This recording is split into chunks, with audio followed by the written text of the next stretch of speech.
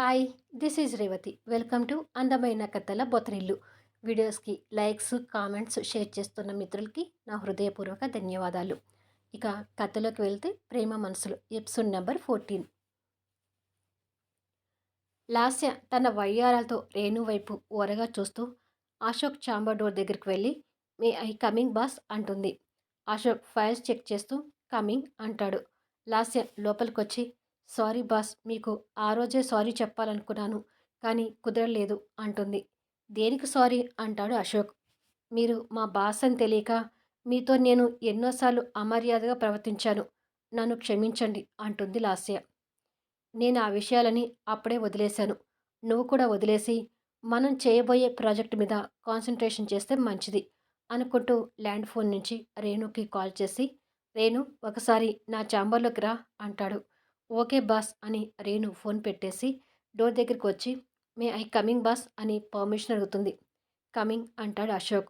రేణు లోపలికొచ్చి లాస్య వైపు అనుమానంగా చూస్తుంటుంది.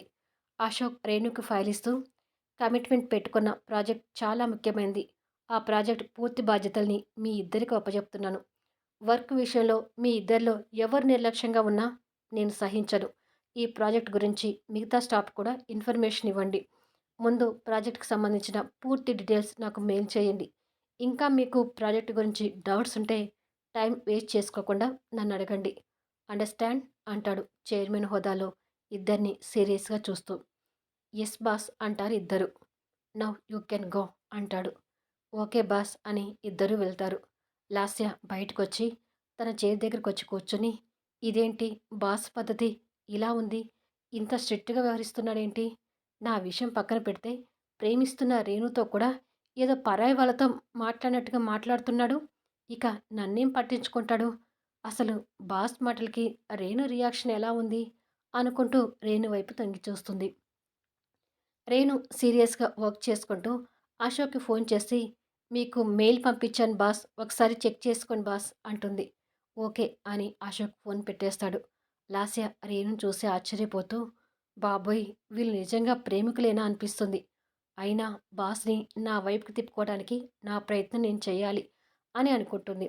ఇలా లాస్య అశోక్ ముందు ఎన్ని హోయలు ఒలకబోసినా అశోక్ మాత్రం తన పరిధి దాటకుండా హుందాగా ప్రవర్తిస్తుంటాడు.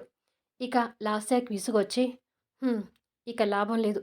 ఏదో ఒకటి చెయ్యాలి" అని ఆలోచించి, ఏదో ఆలోచన వచ్చినట్టుగా యెస్ అనుకొని అశోక్‌తో ఫైల్ మీద సంతకం పెట్టించుకోవాలని వంకతో అశోక్ దగ్గరికి వెళ్తుంది.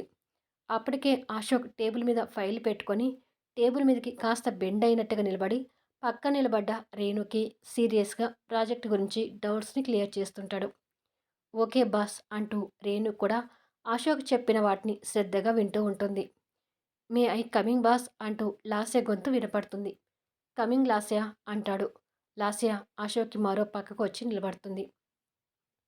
లుక్ లాస్య, ప్రాజెక్ట్ గురించి ఏదైనా డౌట్స్ ఉంటే రేణుని అడిగి క్లియర్ చేసుకో. ఇంకా ఏదైనా అర్థం కాకపోతే నన్ను అడుగు అంటాడు. ఓకే బాస్ అని సక్సెస్ కాని ప్రాజెక్ట్ గురించి ఎంత కష్టపడుతున్నారో, మీ కష్టమంతా బూడిదలో పోసిన పన్నీరు చేయటానికి నేను ఉన్నానుగా అని మనసులో అనుకుని, ఈ ఫైల్ చెక్ చేసి సైన్ చేయండి బాస్ అంటుంది. అశోక్ ఫైల్ చెక్ చేస్తుంటాడు. రేణు అప్పటికే లాస్య వైపు అనుమానంగా చూస్తుంటుంది. లాస్య కూడా రేణు వైపు ఓరగా చూస్తూ, ఇప్పుడు చూడవే నేనేం చేయబోతున్నానో అని అనుకుంటుంది మనసులో. అశోక్ ఫైల్ చెక్ చేస్తూ లాస్యని మెచ్చుకున్నట్టుగా గుడ్ వర్క్ అని ఫైల్ మీద సైన్ చేస్తాడు. లాస్య సంతోషపడుతూ థ్యాంక్ యూ బాస్ అని అశోక్ అందించిన ఫైల్ తీసుకొని వెళ్ళబోతున్నట్టుగా 2 అడుగులు ముందుకు వేసి చీర కుర్చీలు అడ్డుపడి కింద పడుతున్నట్టుగా నటించబోతుండగా లాస్య నిజంగానే కింద పడబోతుందనుకున్న అశోక్ సడన్గా లాస్య నడుము మీద నుండి నాభి కవర్ చేస్తూ చేతులు వేసి పట్టుకుంటాడు. ఆ చర్యకు రేణు ముఖ కవలికలు ఒక్కసారిగా మారిపోతాయి. తన నాభి మీద పడ్డ అశోక్ చేతులను చూసుకొని లాస్య మురిసిపోతూ రేణు వైపు ఒక సైడ్ లుక్ ఇచ్చి, సారీ బాస్, చీర కుర్చీలు అడ్డుపడి కింద పడబోయాను. నా నడుము మీద చేతులు వేసి పట్టుకున్నందుకు థ్యాంక్ యూ బాస్ అంటుంది. అప్పుడు గాని అశోక్ తన చేతులు ఎక్కడ ఉన్నాయో చూసుకొని రేణు వైపు భయపడుతూ చూస్తూ లాస్య నడుము మీద నుండి టక్కున చేతులు వెనక్కి తీసుకుంటాడు. రేణు వాళ్ళిద్దరిని కోపంతో ఒక్క చూపు చూస్తుంది. లాస్య రేణు కోపాన్ని గ్రహిస్తూనే అక్కడి నుంచి వెళ్తుంది. రేణు కూడా అశోక్ వైపు కసిగా చూసి చాంబర్ నుంచి వెళ్తుంది. అశోక్ రేణు వెళ్ళిన విధానాన్ని చూసుకుంటూ ఈ దెయ్య రాక్షసికి బాగా కాలిందని అర్థమవుతుంది. రూమ్‌కి వెళ్ళాక ఈ లేడీ బాస్‌తో ఎన్ని తిప్పలు పడాలో అని ఆలోచిస్తుంటాడు. రేణు చాంబర్ నుంచి వచ్చి ఈ చింపాంజీ మొహానికి బాగా ఎక్కువైంది. ఇప్పుడు చేసిన దానికి ఎలాగైనా దీనికి బుద్ధి చెప్పాలి అనుకుంటూ ఉండగా లాస్య అటువైపుకే వస్తుంటుంది.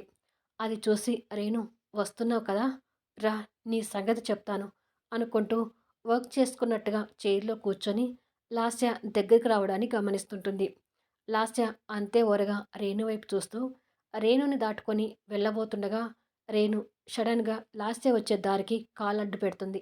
అంతే లాస్య బోర్లగా పడి ముక్కు పగలగొట్టుకుంటుంది. రేణు నటిస్తూ అయ్యయ్యో పాపం కింద పడ్డావా లాస్య, లే లే అని లాస్యని లేపి అయ్యో పాపం ముక్కుకి దెబ్బ కూడా తగిలిందే అంటుంది. ఊహించని పరిణామానికి లాస్య అదిరిపోయి నొప్పి పెడుతున్న ముక్కు రుద్దుకుంటూ రేణు వైపు కోపంగా చూస్తుంటుంది. తిరిగి రేణు మాట్లాడుతూ ఇప్పుడు కూడా నీ చీర కుర్చీలు అడ్డు వచ్చే కింద పడ్డావు కదా, అయినా చీర కుర్చీలు కాళ్ళకు అడ్డుపడే అంతగా చీరని బొడ్డు కిందకి ఎందుకు కట్టావు అంటూ బొడ్డుకి కిందిగా ఉన్న చీరని పైకి గుంజి ఇంకా నయం ముక్కు మాత్రమే పగిలింది, పళ్ళు రాలేదు, దానికి సంతోషపడు. అయినా దోమతెర లాంటి చీర కట్టుకురావడం ఎందుకు, ఇలా కింద పడి ముక్కు పగలగొట్టుకోవడం ఎందుకు అంటుంది తన చీర కొంగు పట్టుకొని ఊపుతూ. లాస్య కొంగుని రేణు దగ్గర నుంచి లాక్కుంటూ ఏయ్ రేణు అంటుంది కోపంగా. రేణు పక్క స్టాప్కి వినపడకుండా లాస్య మొహన్ దగ్గరగా వచ్చి నోరు పెగిలిచ్చావంటే చంపేస్తాను, పొద్దున్నుంచి చూస్తున్నాను దోమతెరను చీరగా కట్టుకొచ్చి ఓవర్ యాక్షన్ చేస్తూ తెగ ఎక్స్పోజింగ్ చేస్తున్నావేంటే. ఓ పక్క అశోక్ నేను ప్రేమించుకుంటున్నా కూడా ఇది ఆఫీస్ అని బాస్ అండ్ ఎంప్లాయీగా వ్యవహరిస్తుంటే నువ్వు మాత్రం ఈ చీరతో వయ్యారాలు పోతూ తెగ ఊగిపోతున్నావు. చూడు లాస్య, బరి తెగించిన ఆడదానిలా ప్రవర్తించకుండా నీ హద్దుల్లో నువ్వుంటే మంచిది. మా ఇద్దరి మధ్యకు నువ్వు రావాలని చూస్తే తోలు ఒలిచేస్తా, జాగ్రత్త అని గట్టిగా వార్నింగ్ ఇస్తుంది రేణు. రేణు యాటిట్యూడ్తో ఇచ్చే వార్నింగ్కి లాస్య మొహంలో భయంతో రక్తం చచ్చిపోతుంది. కొద్దిసేపటికి ఆఫీస్ పూర్తి చేసుకొని అశోక్ రేణు కారులో వెళ్తుంటారు. రేణు అశోక్తో మాట్లాడకుండా కోపంతో ఉంటుంది. లాస్యని నేను కావాలని పట్టుకోలేదు రేణు, అది అలా జరిగిపోయింది. నువ్వు అలా కోపంగా ఉంటే నాకు నచ్చడం లేదు. ప్లీజ్ రేణు నాతో మాట్లాడు అని బతిమలాడుతూనే ఇంటి వరకు చేరుకుంటారు. అశోక్ మాట్లాడుతున్నా వినిపించుకోకుండా రేణు కారు దిగి లోపలికి వెళ్తుంది. అశోక్ కార్ పార్కింగ్ చేసి రేణు రూమ్కి వెళ్ళేసరికి రేణు అంతే కోపంతో చేతిలో ఉన్న హ్యాండ్ బ్యాగ్ పక్కకి విసురుతుంది. సారీ రేణు, ఇంకొకసారి ఇలా జరగకుండా చూసుకుంటాను అని రేణు దగ్గరికి రాబోతుంటే రేణు కోపంగా అశోక్ వైపు చూస్తూ ఆగు, దగ్గరికి వస్తే చంపేస్తాను, ముందు ఓ బాటిల్ డేటాల్ వాటర్లో పోసుకొని స్నానం చేసిరా అంటుంది. చేస్తానులే, ముందు నాతో కొంచెం మంచిగా మాట్లాడు అని రేణు దగ్గరికి వచ్చి రేణుని తాకబోతాడు. రేణు దూరం జరుగుతూ దానిని పట్టుకున్న చేతులతో నన్ను పట్టుకుంటే అస్సలు ఊరుకోను, ముందు స్నానం చేసొచ్చి నాతో మాట్లాడు అంటుంది. సరే చేసొస్తానుండు అని అశోక్ వెళ్ళిపోతాడు. కొద్దిసేపటికి అశోక్ స్నానం చేసి రేణు దగ్గరికొచ్చి ఇప్పుడు నేను తాకొచ్చా అంటాడు. రేణు కోపంతో చూస్తూనే తాకొచ్చు అంటుంది. అశోక్ రేణుని దగ్గర తీసుకొని ఎంత జలసే నీకు, ఇంకెప్పుడు ఏ ఆడదాన్ని తాకను, ఆడవారినే కాదు ఇక నుంచి మగవారిని కూడా తాకను అంటాడు. ఆ మాటకి రేణు కోపం పోగొట్టుకొని నవ్వుతుంది. హమ్మయ్య నవ్వేశావు, థ్యాంక్ యూ అంటాడు. రేణు డింపుల్తో నవ్వుతూ అశోక్ నాకు చేసుకొని నువ్వు నాకు ఎక్కడ దూరం అవుతామోనని భయం రా, ఆ భయంలో నుంచి వచ్చిందే ఈ జెలస్ అంటుంది. I can understand you but నేను నీ వాడిని అంటాడు. ఆ నమ్మకం నాకు ఎప్పటికీ కలిగేలా చెయ్యి అశోక్ అంటుంది అశోక్ని ఇంకా గట్టిగా హక్ చేసుకుంటూ. తప్పకుండా, సరే కానీ మూవీకి వెళ్దామా అంటాడు. రేణు అశోక్ హృదయం నుండి లేచి లేదు ఆఫీస్ వర్క్ ఉంది, అసలే వర్క్ విషయంలో మా బాస్ చాలా స్ట్రిక్ట్ అంటుంది అశోక్ బుగ్గల్ని నొక్కుతూ. అవునవును, ఆఫీస్ వర్క్ ఉంది కదా, ఫస్ట్ అది ఇంపార్టెంట్, వర్క్ చూసుకో అంటాడు వెళ్ళబోతూ. ఓయ్ ఓయ్ ఏమిటిది అంటూ అశోక్ దారికి అడ్డుపడి వర్క్ లేదు ఏమి లేదు, మూవీకి వెళ్దాం పదా అని అంటావేమో అనుకుంటే ఇలా నాకు హ్యాండ్ ఇచ్చి వెళ్తావేంటి అని అడుగుతుంది రేణు. లేదు రేణు, నిజంగానే మనం డీల్ చేయబోతున్న ప్రాజెక్ట్ చాలా ముఖ్యమైనది. మూవీకి మళ్ళీ ఎప్పుడైనా వెళ్దాంలే అంటాడు. ఇలా మూవీ అని ఊరించి ఇప్పుడు వద్దంటున్నావు పోరా అంటుంది చిరుకోపంగా. అశోక్ నవ్వి రేణు బుగ్గ మీద ముద్దు పెట్టి పోతున్నానులే వర్క్ మొదలుపెట్టు అని వెళ్ళిపోతాడు. రేణు నవ్వుతూ వచ్చి ల్యాప్టాప్ ఆన్ చేస్తుంది. అశోక్ కూడా తన రూమ్లోకి వెళ్ళి ల్యాప్టాప్ ఆన్ చేసుకొని బిజినెస్ వర్క్ చూసుకుంటూ నాకేమో కానీ ఈ ప్రాజెక్ట్ సక్సెస్ అయితే ఇప్పటి వరకు చక్రవర్తి గారి కారణంగా బిజినెస్లో దెబ్బతిన్న వంశీ ఫైనాన్షియల్గా కోలుకుంటాడు. వంశీ కోసమైనా ఈ ప్రాజెక్టుని చాలా జాగ్రత్తగా డీల్ చేయాలి అనుకుంటూ వర్క్లో మునిగిపోతాడు అశోక్. ఇలా కొన్ని గంటల తర్వాత అశోక్ ఆవలిస్తూ ల్యాప్టాప్ క్లోజ్ చేసి ఈ దెయ్యం రాక్షసి పడుకుందో లేదో అనుకుంటూ తన రూమ్లోకి వెళ్తాడు. రేణు అప్పటికే నిద్ర కళ్ళ మీద వర్క్ చేస్తూనే ఉంటుంది. అశోక్ అది చూసి ఇక పడుకో రేణు, ఇప్పటికే చాలా టైం అయింది అంటూ రేణు దగ్గరికి వస్తాడు. 10 నిమిషాలుంటే ఈ వర్క్ అయిపోతుంది అశోక్ అంటుంది. ఈ 10 నిమిషాల వర్క్ రేపు మార్నింగ్ చేసుకోవచ్చులే, క్లోజ్ చేయి అంటూ తన దగ్గర నుంచి ల్యాప్టాప్ తీసుకొని క్లోజ్ చేసి పక్కకు పెడతాడు. అబ్బా అశోక్, 10 నిమిషాలు చేస్తే అయిపోయేది కదా అంటుంది. ఇలా ఎక్కువసేపు నిద్ర లేకుండా వర్క్ చేస్తే ఆరోగ్యం పాడవుతుంది. నువ్వంత రిస్క్ తీసుకోవాల్సిన అవసరం ఏమీ లేదు. మాట్లాడకుండా పడుకో అంటాడు. ఇక రేణు ఏమీ మాట్లాడలేక పక్కన ఉన్న టెడ్డీబేర్ తీసుకొని బెడ్ మీదకి వాలిపోతుంది.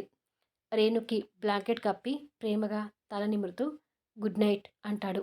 గుడ్ నైట్ అశోక్ అంటుంది డింపుల్తో నవ్వుతూ. అశోక్ కూడా నవ్వుతూ ఆ డింపుల్ని తడిమి అక్కడి నుంచి బయలుదేరతాడు.